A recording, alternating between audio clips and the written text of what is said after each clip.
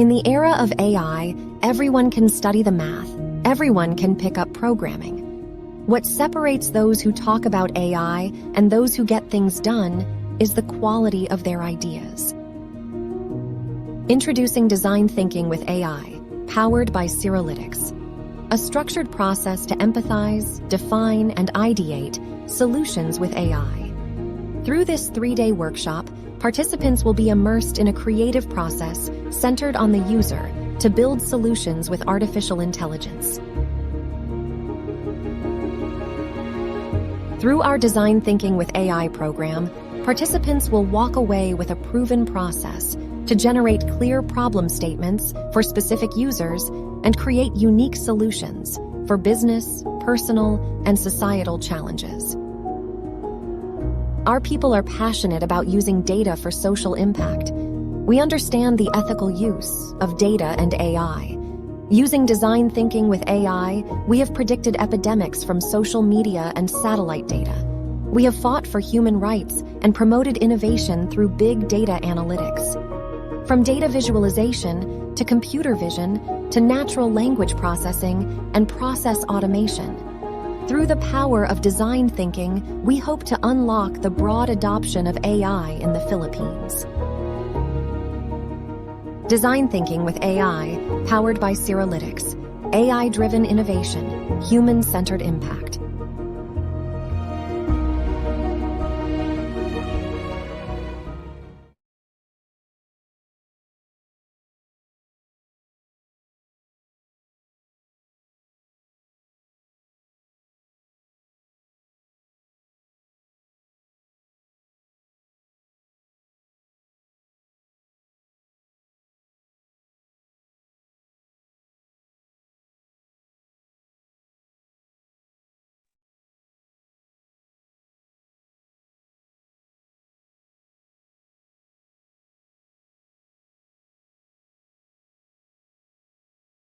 Okay, good morning, everyone. Or is it good afternoon? Welcome to episode 7 of AI for Lunch. We'll just wait maybe a minute for everyone to come in. Hi, Carlos. Hi, Jennifer, Jevi, Josh, Paula, Glyza. So hello to the in-house Zoom audience. Sige, we're already live on Facebook, I think, and there are several people watching. Sige. Okay, let's kick off. Thanks, everyone. This is actually episode 7 dapat yan. AI in digital transformation. And this is your host, Doc Ligot. Again, for those who don't know me, I'm an entrepreneur. Actually data analyst by background, but I'm kind of into everything nowadays, more recently AI. And I've been doing these webinars for, well, time flies, no, more than 2 months. So this is going to be going on our 3rd month. The goal was always to spread awareness about AI. So just as a background, why I'm doing this, I want to spread broad awareness about artificial intelligence. It's equally targeted to technical and non-technical audiences. I want to spur discussion, and my ultimate goal is really adoption of AI in the Philippines, because I think AI has very disruptive potential, both good and bad. But I think this is our one best shot in the Philippines to catch up to the world. We definitely have to catch up on many things. At the same time, my goal with these webinar series is to encourage more proactive discussion and debate. Don't have to agree on everything. And also address the alarmist claims about artificial intelligence. This is also, as you know, a high-level view. So some people might want more detail. If so, please contact me directly, and maybe we can schedule a special briefing for you or your company, which I've been doing also. Very recently, I gave a briefing with several organizations, and online and face-to-face. I provide references where possible, but the material also mixes with my personal views, not just so everyone knows. And I certainly welcome feedback on the series and prompts for future sessions. At the end of the session, I will, as always, cascade the survey, and those who fill up the survey can get a copy of the material that I presented today. Now, before I jump into it, I also want to, in a way, share exactly what gives me the right to talk about digital transformation. So before, most recently, most people know me for my social impact work, which I talked about in the last webinar. But before that, I spent a great deal of time, nearly 15 years in the commercial sector, primarily banking. But when I was into IT consulting, I worked with a lot of industries, from telecommunications to retail, consumer goods, advertising, oil and gas, utilities, airlines, hotels. Also worked with the BPO sector, both the KPO and the voice sector. And from I think, first-hand experience, I've worked in risk management. That's, I think, my deepest expertise, followed by marketing, product management. I also did work in finance. I was a deputy financial controller at some point in my career. I also worked in operations management and sales. The reason why I'm sharing this is I kind of have a very eclectic background, in the sense that I've seen data from very, very many industries. And in a way, I've noticed a lot of recurring patterns. So a lot of that actually is what I will be sharing today. Unfortunately, because of the obvious, I'm not allowed to share confidential information. But what I'll instead do is kind of call the lessons over my career in terms of digital transformation. It's actually not pretty, and I'll share that with you also later. But certainly, it's a lot to learn from. So medyo brain dump siya, just as a heads up. It's also customary of me to start the episode with kind of who's watching. So this is coming from the registration in the Zoom. So all of you who registered, you would all be familiar with these two questions. I asked two questions, like, if you were going to do digital transformation, which of the following areas, if you had to choose one, would be your area of focus? And most people, probably not a surprise, because most of the people in my network are from a data background, chose data as their focus. And that's fair. I mean, all of these areas are fair game for digital transformation. But it's interesting, no one selected competition. And that's, that tells me that most people, at least the people who registered in the Zoom, their view of digital transformation is very internal, very, very inward looking, which is fine. I mean, that makes sense. But I'm also, in a way, curious why no one thinks competition is a trigger for digital transformation. The other question I asked was, if you had unlimited budget, if budget was not a concern, which of these key capabilities, I mean, you can always eventually buy all of them, but which of these key capabilities would you want to invest in first or implement first? And it's kind of a bit split. Most said autonomous decision making, and we'll discuss all of these items later also in detail, which is interesting because this is certainly something that AI can help with. And then, may konting typo, behavioral analysis, collaborative innovation, and agile data were close seconds. No? And then last would be analytical applications. I'm curious about why analytical applications are lagging. Again, there is no right or wrong answer. And in my experience, all of these 5 capabilities are fair game for digital transformation. They're really part of the game in terms of creating value. So there. Interesting, no? So there's definitely a data bias in the audience. Most of you are looking at the data. Yeah, data is the heart of digital transformation. So that should be, I think, not a surprise to everyone.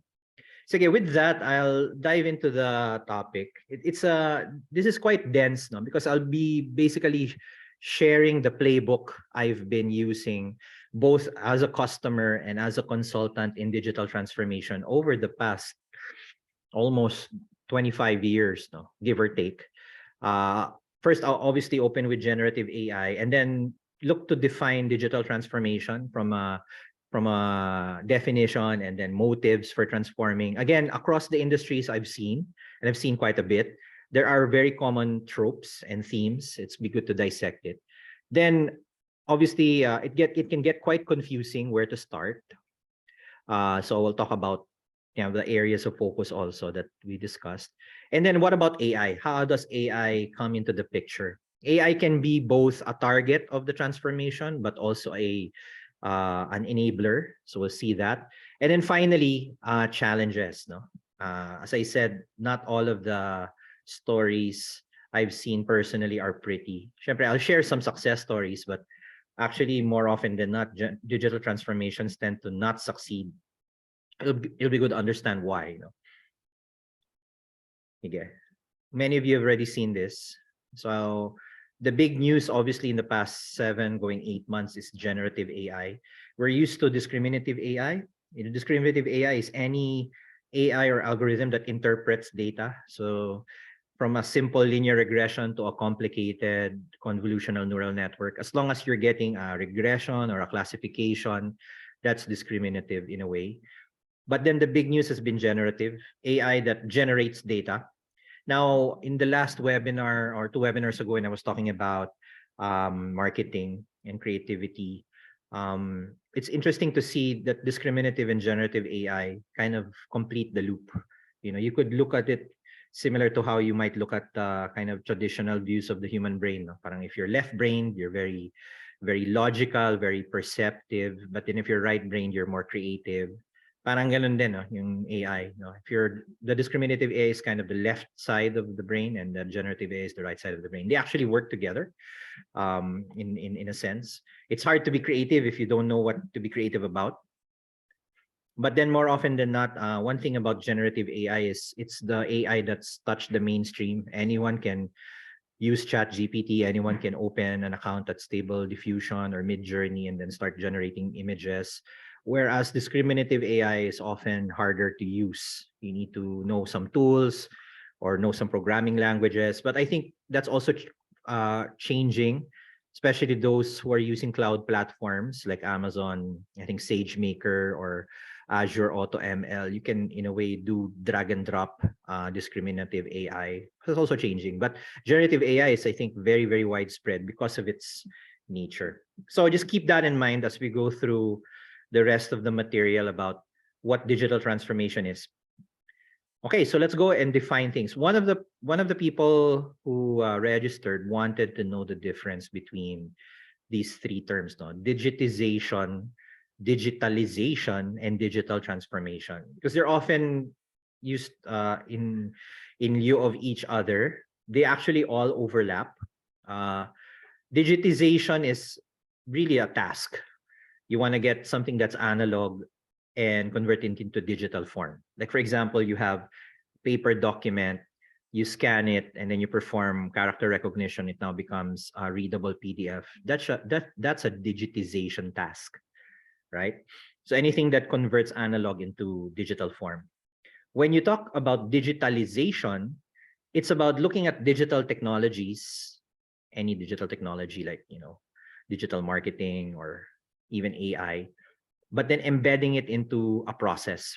So as opposed to digitization, which is a very specific task, digitalization is like a project or an initiative where you want to convert kind of an analog workflow or a manual workflow and then start adding tools and software into it to convert it into a digital workflow. Like, for example, migrating your project management system into, let's say, Jira or GitHub. That's a digitalization project for project management. Well, finally, the digital transformation is a strategic initiative. It's an overhaul of an entire organization's operations, a business model, to capitalize on the opportunities presented by the technology. So that's the kind of the roll up. Digitization is a task.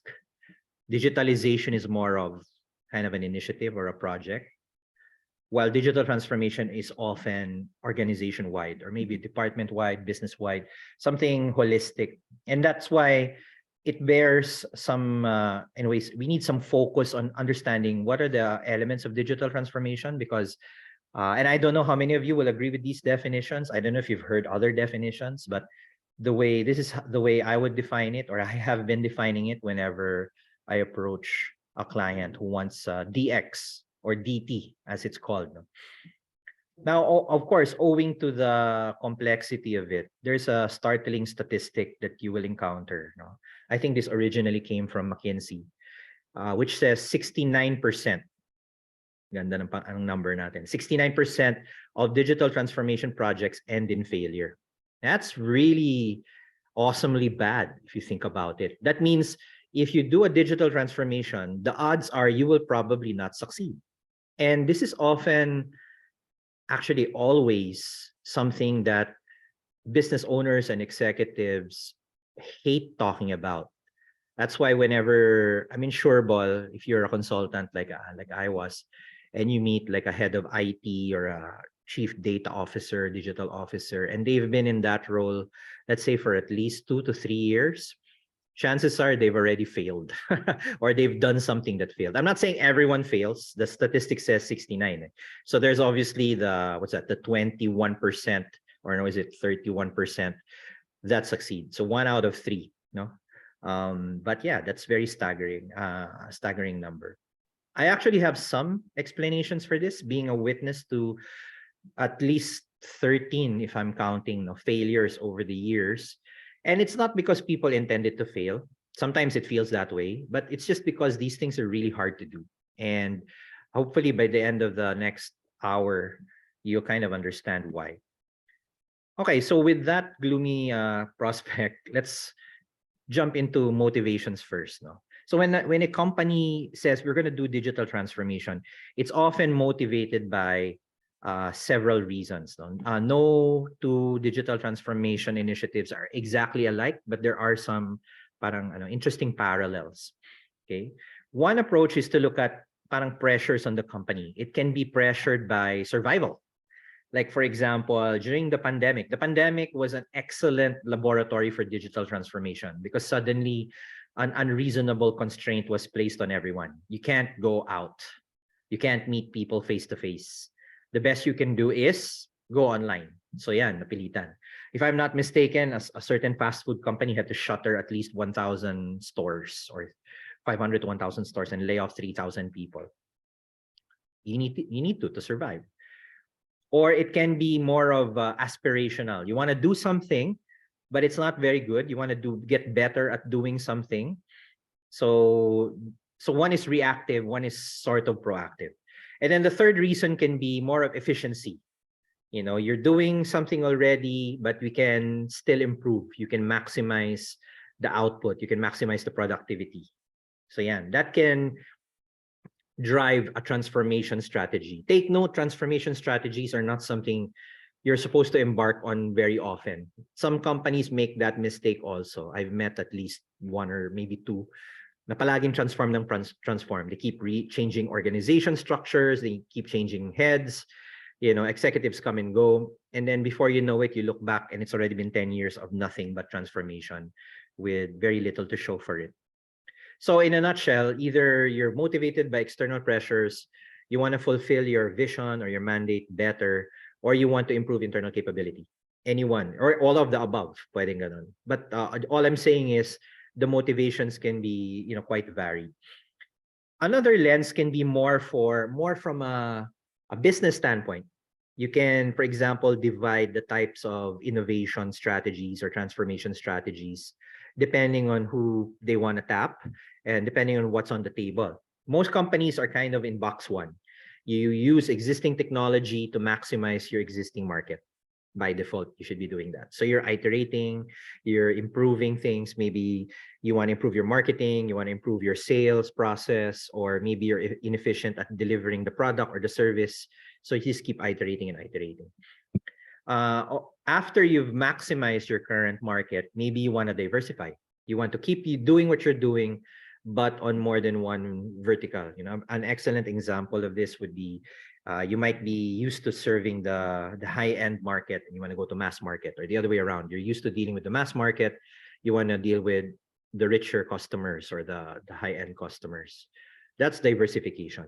You know, you still use this generally the same technologies, but you expand your market.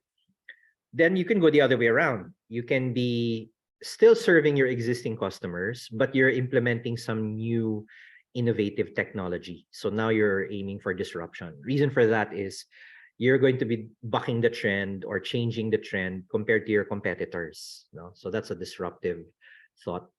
Or you can go for broke and not just implement new technology, but go for a totally different market altogether. So that's a breakthrough transformation.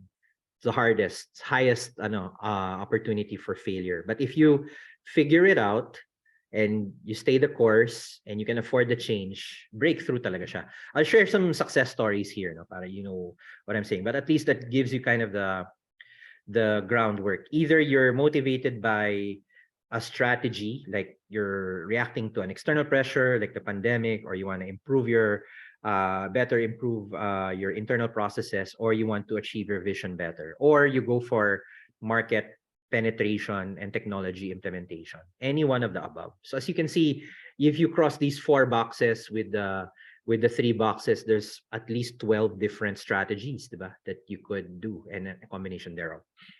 So maybe to understand this better, I'll share some kind of global stories. Most of you know these companies already, but to give you an idea of just how varied the motivations are for transformation, and try to understand also that this represents maybe the 31% of those who succeeded vis-a-vis the people who failed. So there are 4 stories. Ano na to? Classic stories na to. Some of these are at least 10 years old. Some of them are familiar, some are not. No? First example, I'm sure most of you remember when Uber was here. Obviously, Grab is the dominant ride-sharing service.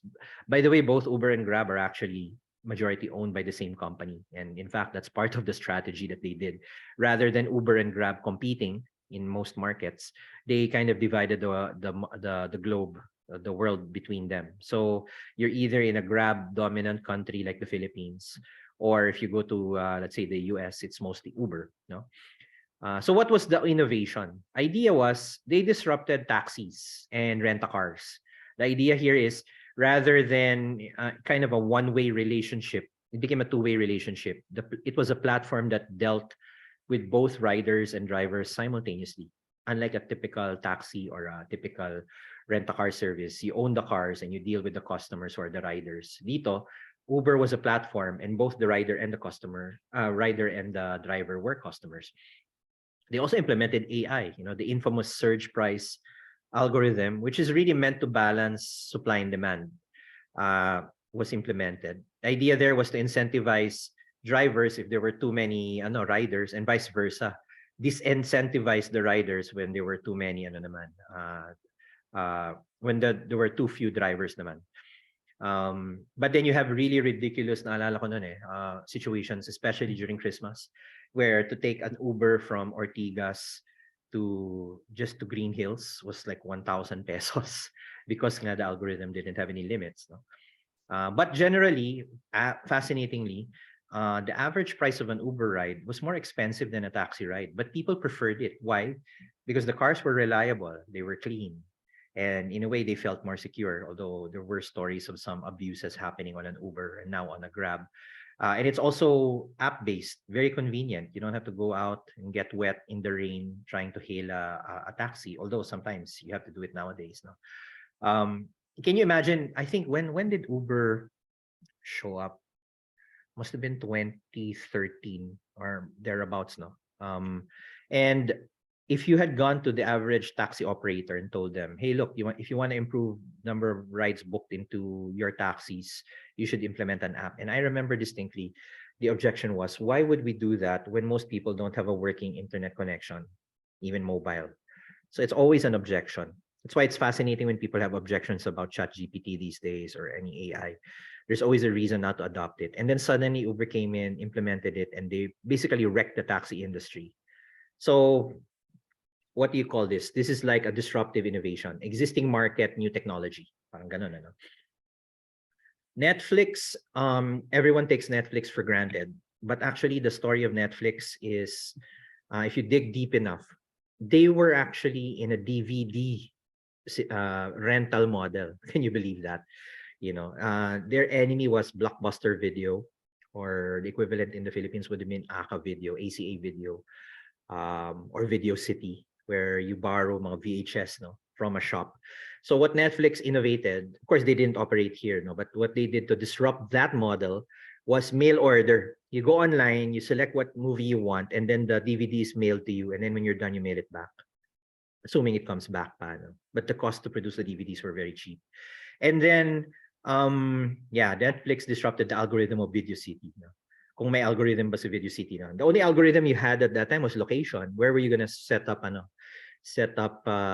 branches? And I remember browsing mga Video Cities back then. The way you would browse a bookstore, you look for very interesting videos and then rent. And then you pay penalty if you don't return on time. Anyway, so at the height of that, they really destroyed Blockbuster Video, kasi Blockbuster was like Video City, and they saw video on demand was going to come. At that time, I think it was only YouTube, and then I think HBO was announcing that they were going to do it. The technology was very bad at that time, and then they made the switch. This is also roughly when Uber was becoming popular. Roughly early 2012 onwards, they shifted to video on demand. They basically destroyed their existing business model. And then now they're the leader on streaming video on demand. And then parang it became a side business. One of the benefits of having these online platforms, video on demand, was that it allowed Netflix to gather a lot of information about what people wanted to watch. And they started greenlighting they had tons of money. They started producing Netflix originals, they say. Like House of Cards at that time was very popular. Daredevil, Mr. Robot. These were content that they created based on data that they obtained through the streaming, because they knew what people in fact, the House of Cards, I think, pilot was a combination of there was another House of Cards series in the UK that was trending, and they found that the same viewers in the UK watching House of Cards also watched films of David Fincher, like The Game, Alien 3, etc. So they said, what if we created the House of Cards, another series, and use David Fincher as the director? And that's how it started. Of course, the Kevin Spacey scandal destroyed the House of Cards later on. And they were able to match the traditional incumbents like HBO. Remember, this was at the time when cable was at an all-time high, and then they bucked that because Netflix was not on cable. And ngayon, cable is struggling to survive, while HBO was forced to migrate na rin to streaming just to stay alive. Okay, Siemens, I think it's a household name, but people rarely give it some thought. So they're German, European industrial company. And their innovation was interesting. Parang they created a new business. Basically, they manufacture everything from elevators to escalators to engines. And if there was one thing Siemens was very good at, it was sensor data, because the onboard computers of these machines would be transmitting live or batch sensor data back to them. And they would use that data to predict when something would break down. So the practice of predictive maintenance, if you're familiar with that, is using yung data stream para siyang heartbeat of the machine. Like in a car, you'll have a heartbeat also. They call it telematics. You can download that or run a scanner, and that's what the major casas would do. They'll check your onboard computer. Ganun din, they would do that for all machines. And they were able to reduce the cost of downtime by 99%. Imagine that.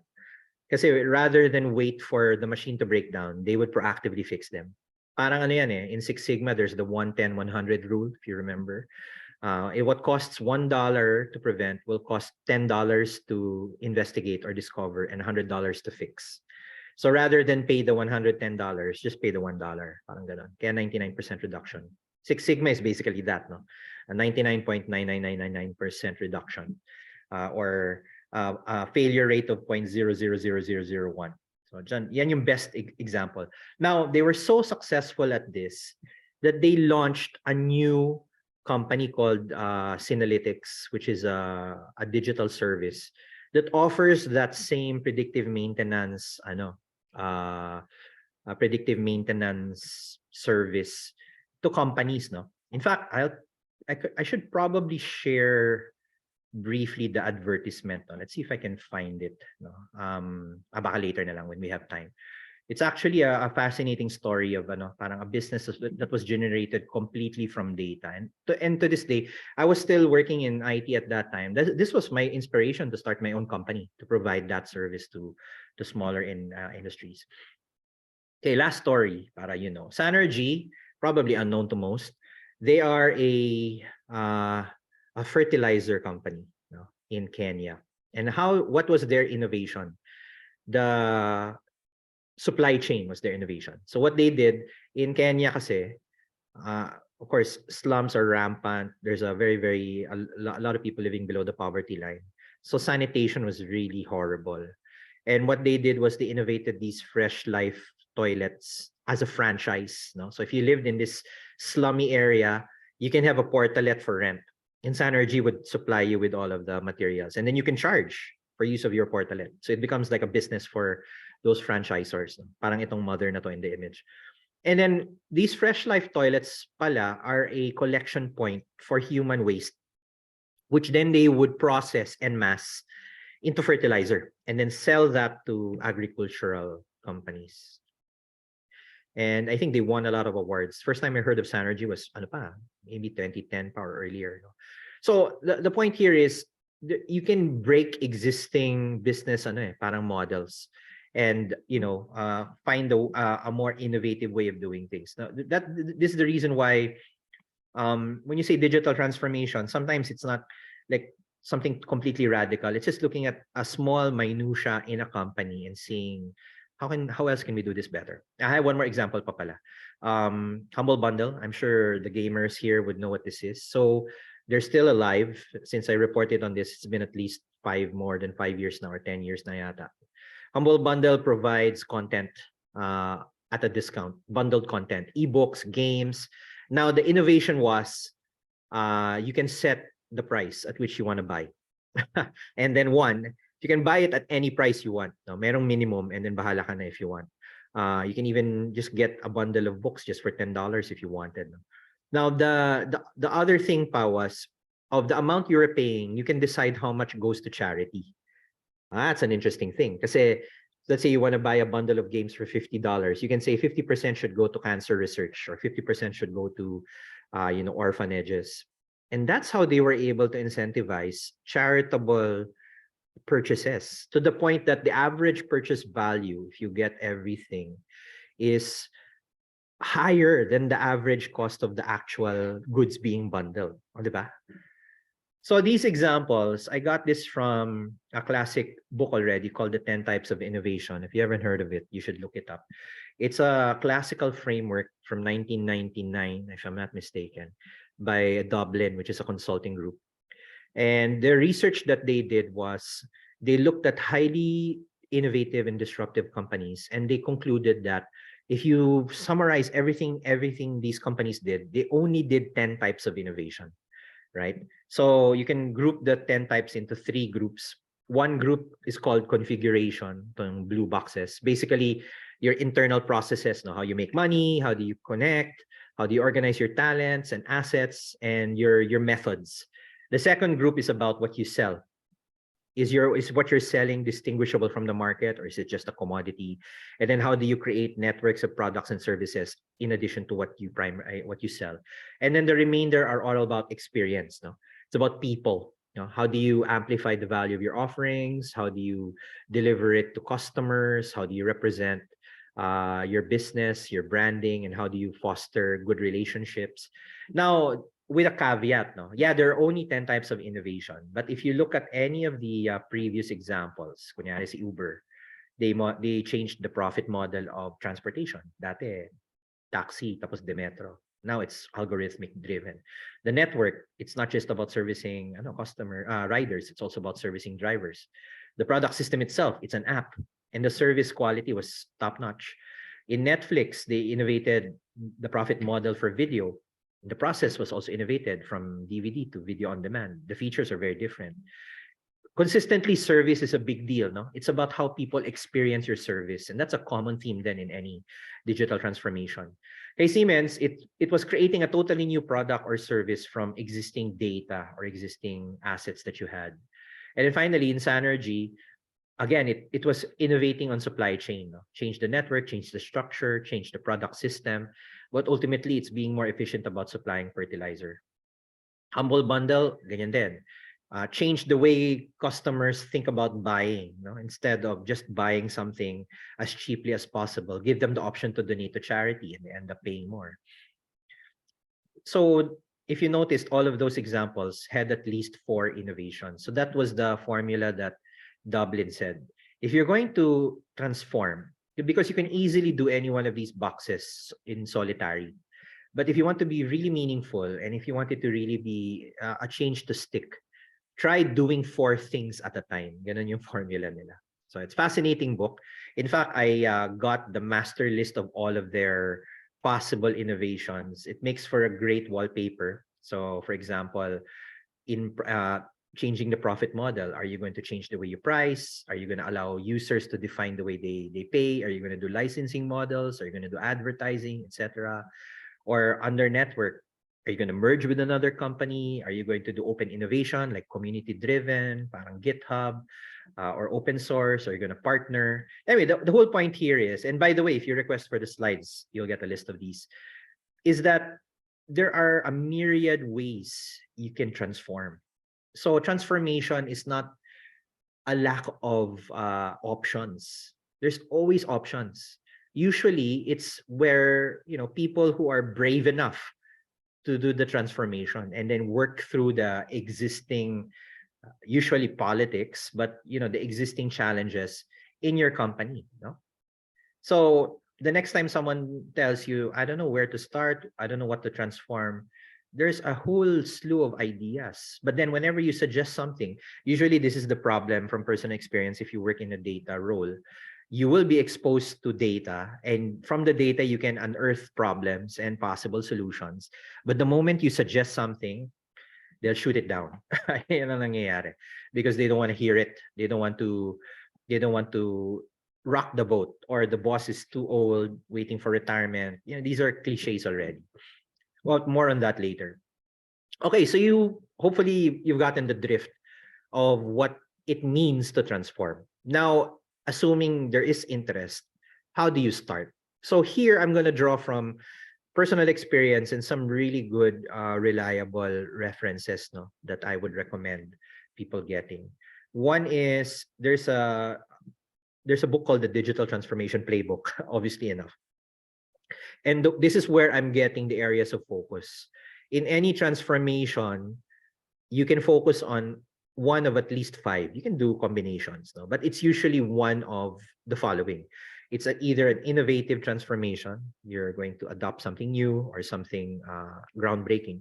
It's data-driven transformation. So you might have some data that you're not using, you want to use it. It's customer-driven. So you want to change the way your customers deal with you.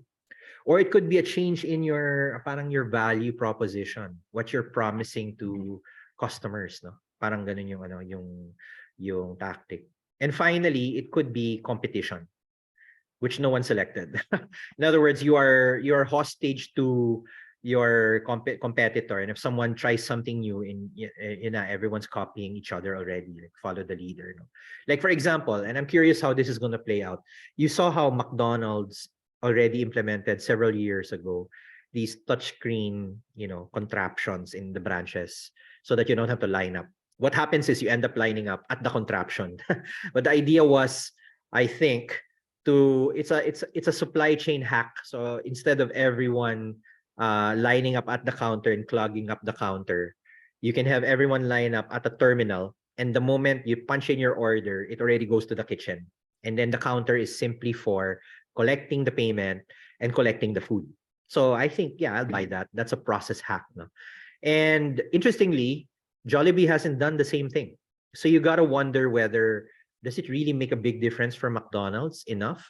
Or why haven't other restaurants attempted that? On the flip side, I think everyone already has implemented some sort of a digital parang front end if you want to order or take out, rather than calling up. You used to get hung up on the phone waiting for the, the calls. Actually, it's a call center that you call up if you do, phone in takeout order. There's a centralized call center that actually services a lot of these companies.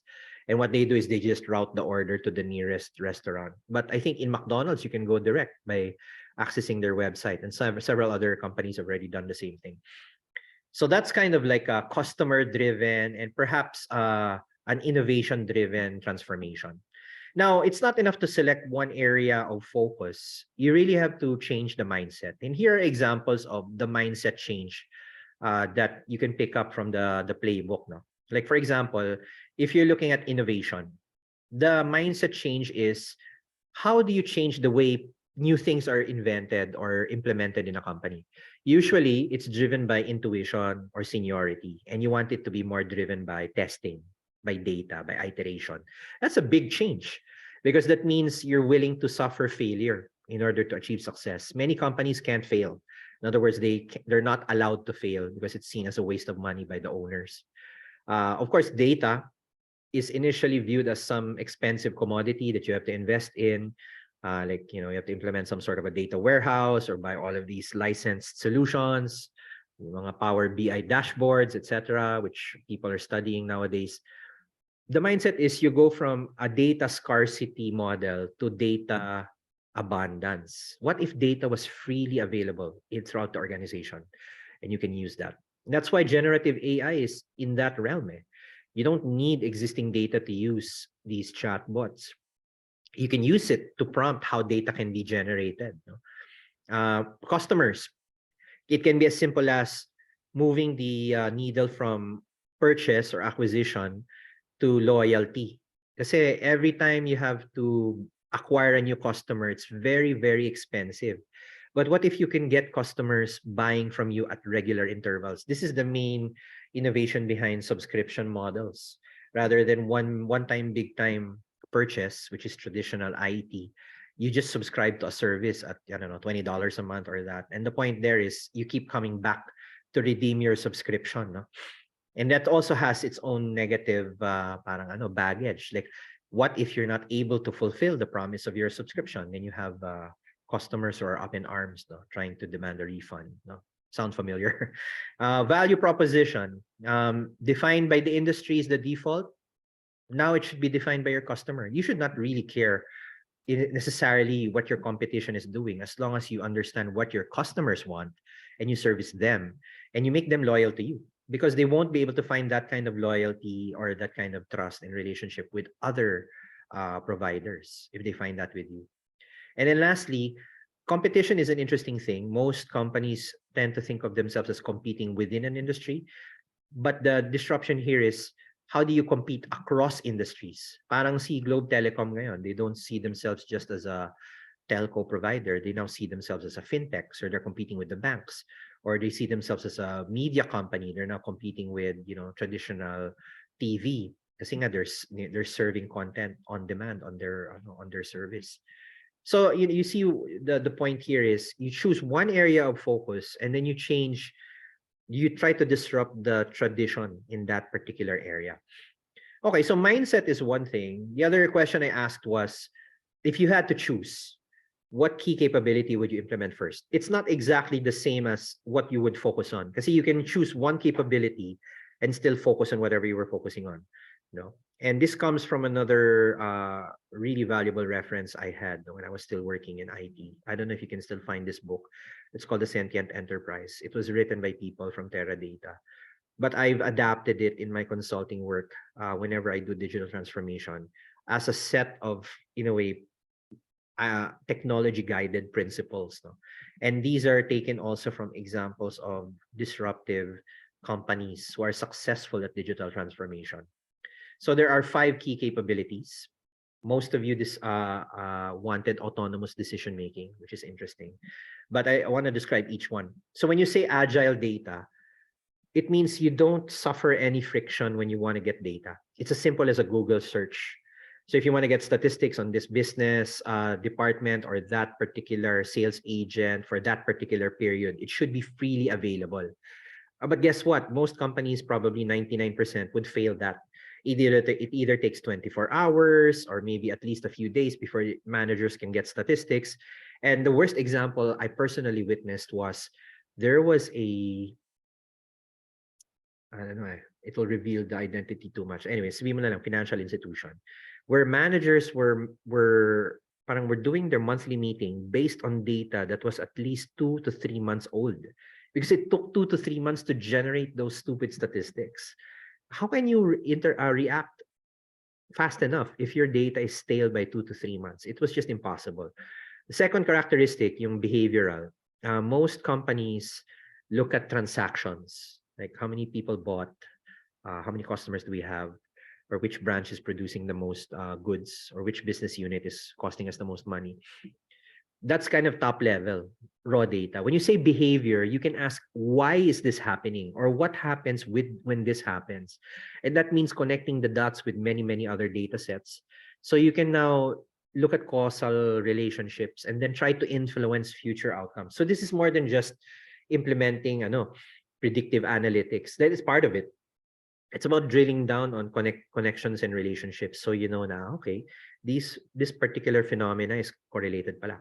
Parang related to the dengue project that I talked about last webinar. We found that you could find a relationship between climate data pala and dengue, and searches for dengue, because intuitively it also makes sense. When people are sick, people will look for medicine, and usually dengue is caused by mosquitoes, which is driven by the weather. No, so it's not just any random correlation. It has to make sense also from a domain standpoint. But finding that correlation is important. Most companies don't do correlation analysis on anything, no? Which is a shame. The collaborative innovation part, this is third box. It's about how you generate innovation. Parang kanina, traditionally you have senior people, intuition, or worse, there's a innovation lab that's only consists of like 10 people, and they dictate all the innovation in a company. I find that quite short-sighted every time I encounter that. So, and whenever a company announces now, oh, we've launched a new innovation lab, it's like you created this gated community of important people, and they're the ones who know best. Of course, it could work, but often I think that's very expensive. What you want is a method by which everyone in the organization can contribute to innovation, and that's really important. The last two are really where probably AI can add the most, I would say, value. Applications, think of Waze, no? You don't have to be a scientist to figure out how to go from point A to B when you use Waze.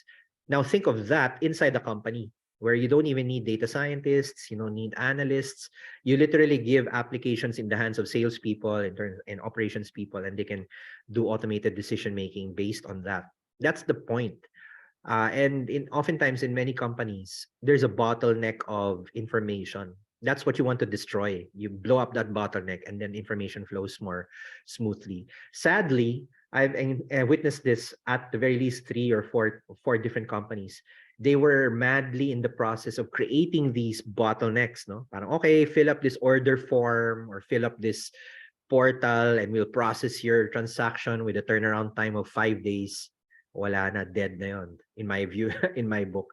Because now what people will do is find ways to go around that form, or they're going to go with going directly to the manager, and it just creates a lot of these crosshair stuff. The last box is it's not about firing people from jobs. It's about moving people to higher value work. Remember when we discussed where AI should come in?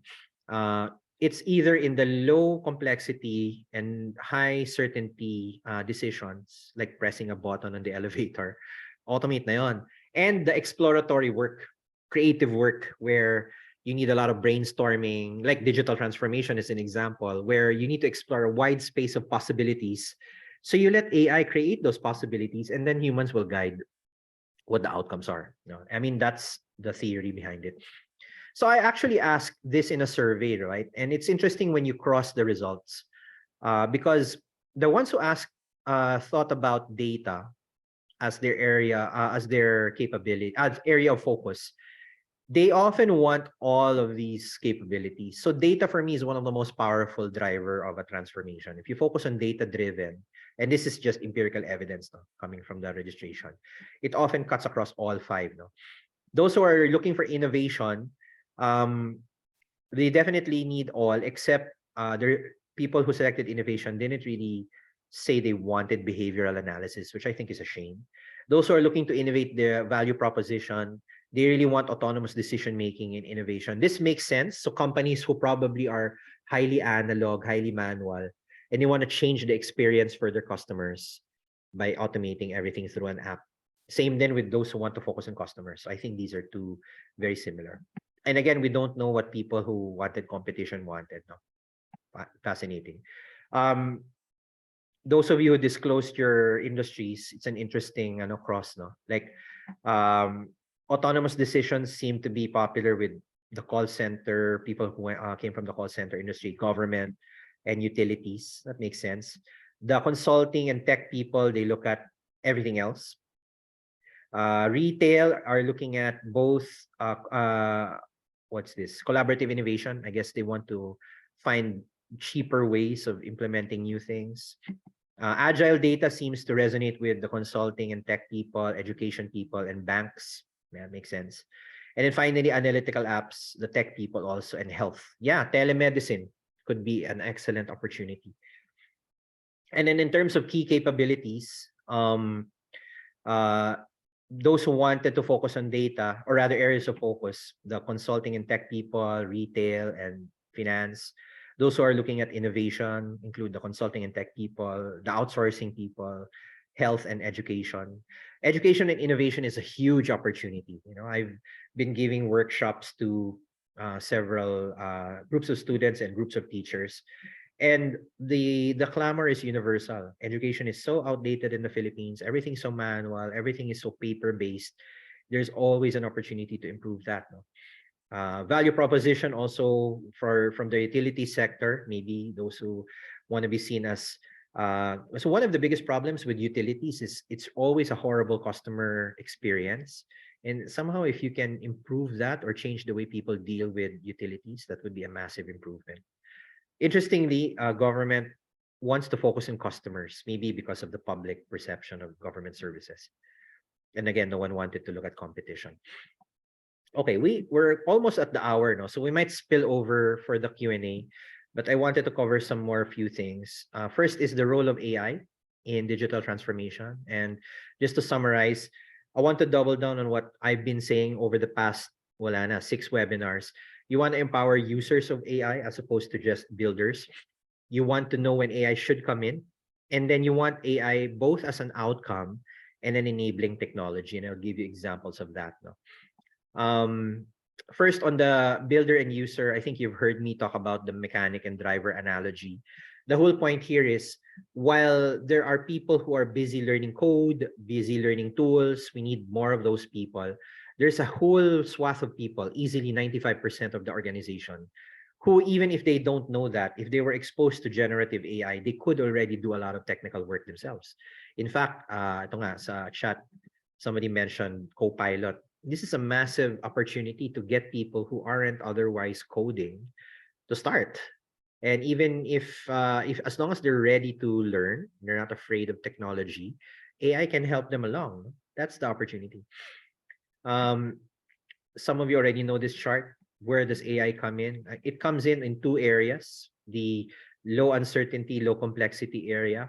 And then if it's a high complexity decision, depends, no? If it's a otherwise straightforward decision, like let's say credit scoring for banking, humans can still take the lead there because there are some qualitative stuff you want to put into the decision, but backed by statistics, backed by numbers. But it's really this upper right hand quadrant that's very, I would say very compelling, because this is where exploration happens. This is where you want to look at these 10 types of innovation options and then see which one applies most to your company. AI can already give you early ideas of it, provided you give the right context to generative AI. They can generate that. Here's an example I've already cited before. Let's say you wanted to look at 4 types of AI. No? I won't go into each one in detail anymore. Either inciting, computer vision, language processing, and robotic process automation.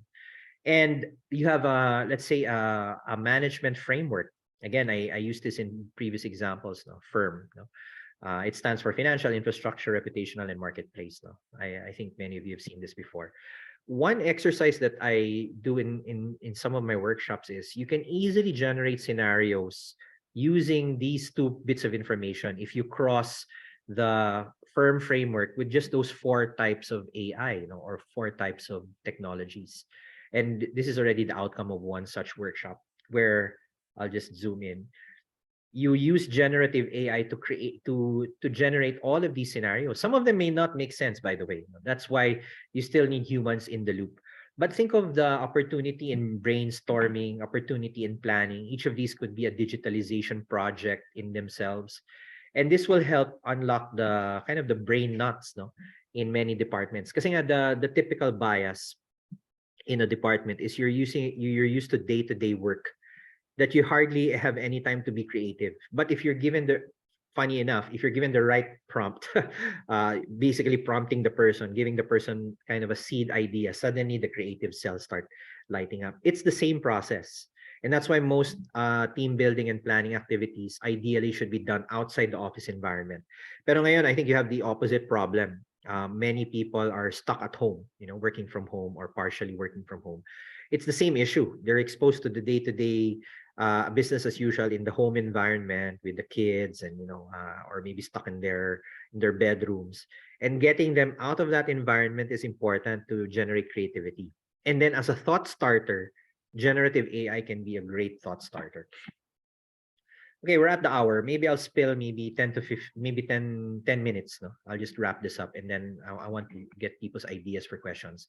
I still have a few more content to go through as a thought starter as well. In 2015, the World Economic Forum, when it first coined the fourth industrial revolution, which was for me a pivotal time, no?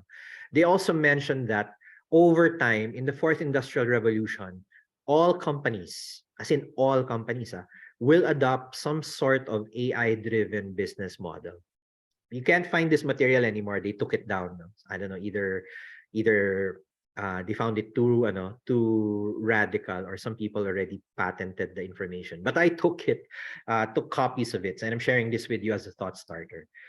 They had 5 different business models, no, that they talked about, no? Or is it 6? Oh, no, 5 pala. So first is companies will be customer centric. In other words, their supply chains will be so decentralized, and the main empowerment will be at the kind of the front line, the sales component. So pretty much any app-driven business is using a customer-centric business model. Their goal is to create an experience around you as a user. Kaya most apps nowadays, they kind of feel the same way. You sign up for a subscription, you get preferential pricing, and then you unlock features. It's a freemium model. Lahat yan, it's all customer-centric. The second model is, they called it Xtra Frugal. And the whole point here is you now focus on internal processes, and you do a lot of standardization using AI and centralization. I talked about how a call center would potentially be run by a large language model several episodes ago. This is an example of that. Another approach is, I think, common amongst the data folk. You want to be data analytics driven, and everything is computational. Not all businesses can do this, by the way. In the first place, not all businesses generate enough data to make it data driven. So to do a data driven business model, you need to be generating a lot of data to begin with. That means installing sensors or installing trackers, and that can be a major expense in itself. However, if you're already a business that generates a lot of data from the outset, like typically mga banks, no, or telcos, there's no reason why you shouldn't be a data-driven business model. The fourth, funny enough, they call it Skynet, no, but it's not about Terminators. No, the whole point here is usually this is in high-tech manufacturing. Everything is sensor driven, everything is AI automated, and there's an intensive use of machines to increase productivity. You can really tweak productivity to the nth degree. To a certain extent, this also applies to digital businesses. If you're running everything on digital marketing, on Facebook ads, on Google AdSense, everything is also metricized and data driven, and you can squeeze really small ounces of not just productivity, but also pricing efficiency from an existing system. So basically, you're running a machine, no? A digital machine. And finally, The open and liquid model is about how you build an ecosystem around your product. This is why, especially for software, a common approach is to implement like a community model where you have a big community of, I don't know, developers and fans, and they do their modifications, but then eventually they start downloading the kind of the premium version. No? So imagine this is ano pa, I think 2015 or earlier, really, really old stuff. I'll breeze through the definitions because we don't have any more time, but those who will get the slides can review it. So for example, each of these business models can be distinguished by 5 things. No, how are they organized? What are their main processes that you focus on transformation? What do you do with your people? What kind of culture do you espouse? And what are your main key performance indicators? This is also a clue on what you need to do digital transformation. You need those 5 things. So if you're a customer-centric business model, you're decentralized, you focus on the front office, the salespeople, you're a client first, and net present value is your KPI. If you're extra frugal, the point is standardizing as much as you can. It's about manufacturing processes. It's about optimization. The culture is get more for less. Talagang squeeze every bit of value from the system, and everyone is looking at the cost column. If you're data powered, you want to create centers of excellence, basically laboratories all over the place. Everyone is doing deep analytics. It's about testing and learning. You run everything like a scientific lab. So companies like Google and Facebook are actually like this. Netflix is also like this. The culture is, if you find something, it's serendipitous. No? It's about discovering these aha moments and then implementing it. And you're looking at return on investment. Skynet is about standardization as well. But the whole point here is, since everything is a machine, everyone is an engineer. So in a way, also the Googles and the Metas are like Skynet. And then finally, the open and liquid, this is like more crowdsourcing, collaborative. Everyone is talking to each other. The culture is sharing, open source, and it's very localized. Like the NASA Space Apps Challenge, which we love to compete in, is an open and liquid culture. Okay, last few slides. Syempre, nothing comes for nothing. There's always a downside. I shared that 69% of these initiatives tend to fail. They do. So again, this is a warning that you actually run the risk of destroying your career if you go into digital transformation and without the kind of your eyes wide open. No? What was the reason they took it down? I don't know. I don't want to speculate. World Economic Forum changes its material very often, but actually the first iteration of the materials they put out for the 4th Industrial Revolution, I have actually most of them. Maybe I'll turn it into a workshop. We're very informative. No? Very informative webinar. Hope to attend more in the future. Yeah. So Lloyd Joy, you can catch this on Facebook. Recorded naman siya. Okay. First is the organization is often in a company. I'm not saying everyone, but many companies are averse to ideas. No, I love using this Tom Fishburne tawag dito org chart. No, so everyone is a killer, chief idea killer, VP of no, or VP of status quo, or VP of stay the course. These are like people who are probably in the organization for ages and they don't want to rock the boat. And then their underlings are like, they like to make a lot of time for nothing. Like a lot of reports, onerous reporting, or bureaucracy, lots of permissions, lots of forms, or director of rigidity, don't want to change things, keep it the way they are. Or meron naman director of analysis paralysis, always analyzing, not producing anything. And the one person who could have actually created an idea, who's the lowest ranking person here, he already left the company. He or she already left the company, the manager of new ideas. There's also another org chart that I recently found out. This is the opposite naman, where everyone is all about hype and buzzwords. And this is also a risk when you get into digital transformation. Yung mga, I would call it mga mema, puro mema sabi lang. So the chief digital officer is a high risk position because you're by definition the mema officer. Everyone is about hype, disruption, buzzwords. Actually, you can use my slides to do the exact same thing. But then when you ask about what specifically do we need to do, everyone is ambiguous, or they're just implementing shiny new things or over-promising. I know of a few people in the industries that I've met who are exactly this. They're like the gurus, they're the evangelists, but they don't get anything done. and they make a career of that. No? And the one person who can actually do something, the person who produces business results, well, he also left. Wala na. No? Dami matatamaan. That's the point. Send them this recording, no, when the time comes. Okay, finally, this is the parting word. No? I found this particular concept in several books and in several organizations. To get things done in digital transformation, you really need, in a nutshell, two big things. One is you really need to know what you're doing. In other words, you have to grasp the technology. You cannot wing it. You cannot bluff your way through it. And that doesn't mean you're like a triple PhD in something, but you have to have had either formal or practical experience in the concepts and the technologies. But on its own, it doesn't work. You need the other half, which is how much political will do you really have in the organization? How much transformative leadership? And the intersection of that is really the opportunity for any transformation. So how does this impact people who are like navigating their careers in data and analytics?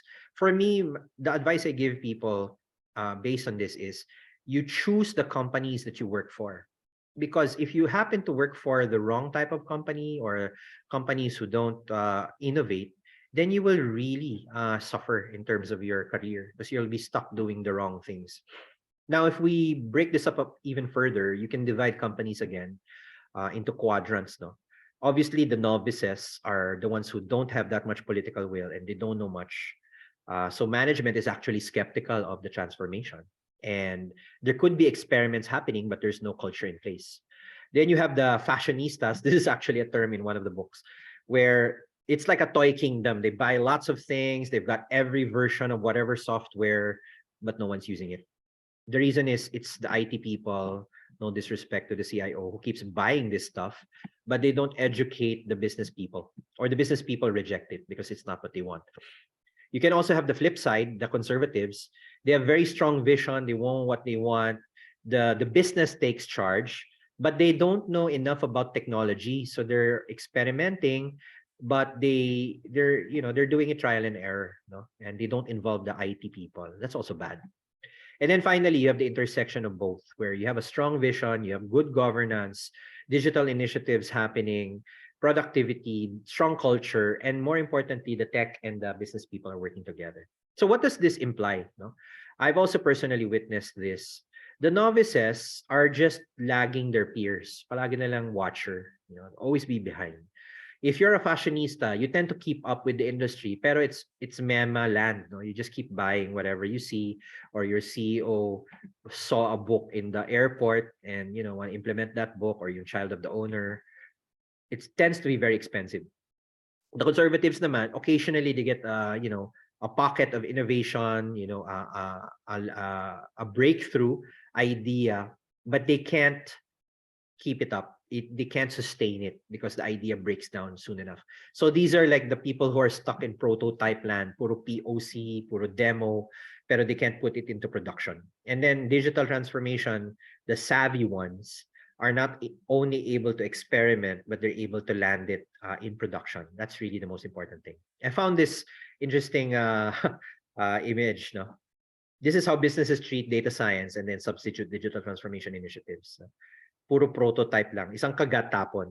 That's really hard. And I'll explain why. No, this was actually mapped by Deloitte a few years ago, 2014. They had this study called Bursin. It was actually in the HR realm. And the whole point is this: as you go up the maturity curve, everyone agrees that the value it generates increases exponentially pa nga. This is a logarithmic scale. But at a certain level, usually level 2, when you get from just operational to a little bit more advanced, there's this choke point nangyayari, no? Where the perceived level of effort seems too high compared to the value. And most companies, they stop there. Or whoever was leading the digital transformation ends their career there. Good luck. And wala na. It never gets past that. Kaya marami akong kilalang companies, they're here and they get stuck here. I rarely see companies get past this point, sadly. But I'll never stop hoping. Maybe one day, maybe you guys will be that success. Or maybe you're already working in a success, in which case, sana we can talk about it and share your stories. Okay, that's pretty much it. Before we go to Q&A, and we're about 1 hour 12 minutes, please fill up the feedback form if you want a copy of this material, AI for Lunch DX, case sensitive. I'll also paste the link sa Facebook and sa chat. And please follow me everywhere. Go on TikTok. I'll be posting some videos very soon. I've accumulated a whole library of stuff. Also Instagram, if you are there. YouTube, where I post these webinars. And of course, the usual places, Twitter, Facebook, and LinkedIn. I still reiterate my offer to give a free 1-hour briefing to any company if you want to hear about this or any topic. I'll be giving a briefing in several companies over the next few weeks. I'm actually going to be out of town over the next few weeks because some of these companies are outside Metro Manila. On YouTube, you will find already 8 episodes, including this one of the AI for Lunch webinar. And then I don't know if you caught that commercial earlier before we started. We'll be launching an innovation camp for AI. No? Please stay tuned for the details. It's a 3-day workshop. Probably out of town, but we'll figure it out. Maybe we can do one just in the city, but it's a whole day 3 whole day workshops. The whole point here is to unlock ideas for AI. It's open to both technical and non-technical. Actually, we want to target non-technical people, especially who are afraid to get into AI. So please stay tuned for that. And that's it. We have about 15 minutes left. No? So does anyone have questions? Let me read the comments. No. Netflix disrupted the algorithm video CD. Tama. Vital few, trivial many. Yes, that's correct.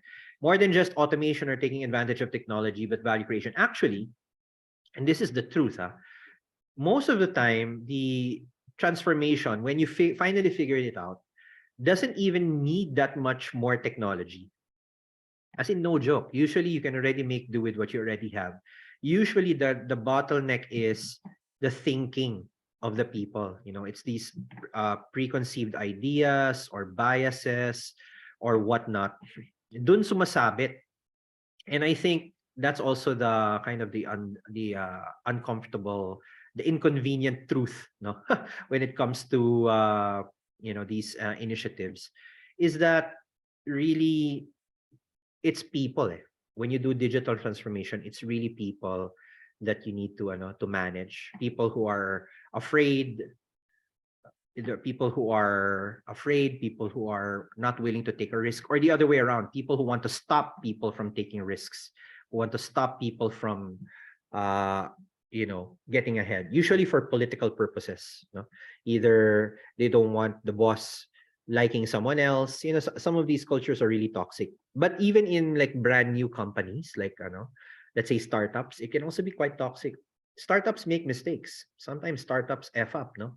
And usually the people left holding the bag are the customers, or the employees for that matter. The executives are already gone by the time things go wrong. No? Okay. Si Lloyd Joy said that. Yeah. What was the reason they took it down? I don't know why World Economic Forum took it down. But even up to now, they continue to publish really good stuff. But for me, it's really the early stuff that was really good. And I think I have a copy of all of it. Okay. Does anyone else have any questions? You can put here on the chat. I hope you found this material helpful. At the end of the day, there's still a lot of opportunity to drill down, but the whole point was to at least give everyone a taste of what does it take to think digital transformation. Kasi minsan, or usually, it's triggered by a technology initiative, like a new vendor came into town, they want to spread the use of their software, so they use digital transformation as the excuse. But it should never start with tech. That's always the recipe for failure. Eventually, it will involve tech. Like I mentioned, those 5 types of capabilities and platforms. And they're not necessarily one application. They can be many.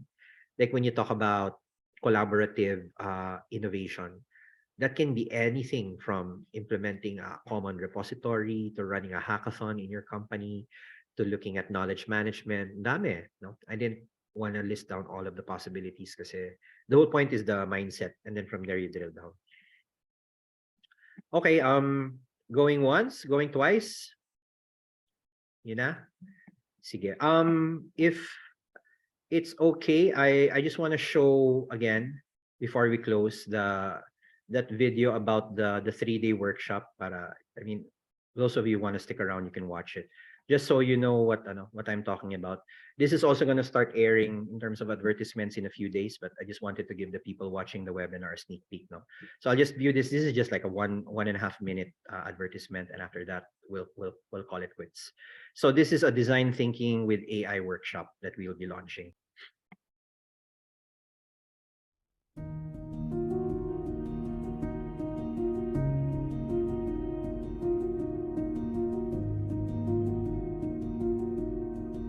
In the era of AI, everyone can study the math.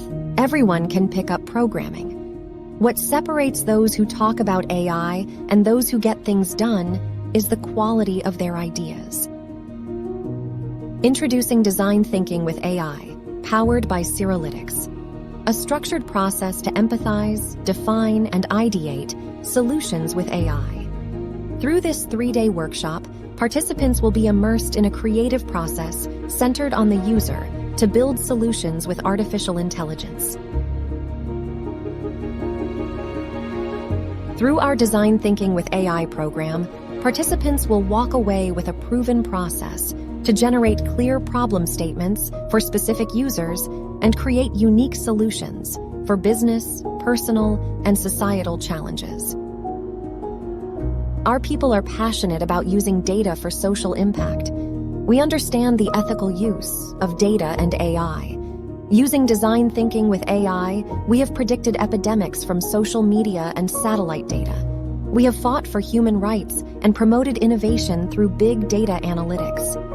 From data visualization to computer vision to natural language processing and process automation. Through the power of design thinking, we hope to unlock the broad adoption of AI in the Philippines. Design thinking with AI, powered by Seralytics. AI-driven innovation, human-centered impact.